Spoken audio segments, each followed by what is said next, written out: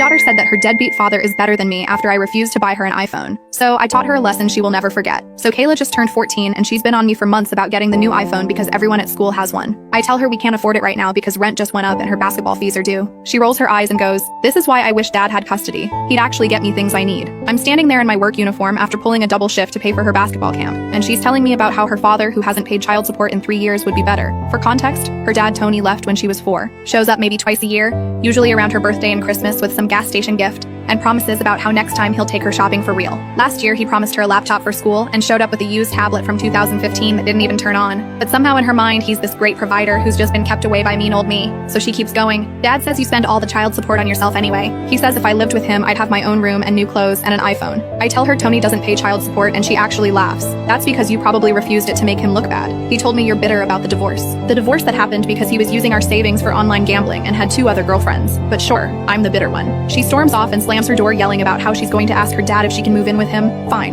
You want to see what living with Tony is like? Let's do it. I call Tony that night and tell him Kayla wants to spend a couple weeks with him. He starts making excuses immediately, but I tell him she's been asking and it would mean a lot. I actually say, "She thinks you're ready to be more involved." His ego can't resist that, so he agrees to take her for 2 weeks starting Saturday. Kayla is thrilled, packs all her favorite clothes, her laptop for school, all her basketball gear because she has practice twice a week. She's talking about how her dad probably has a huge TV and fast internet, and maybe they'll go shopping for her iPhone.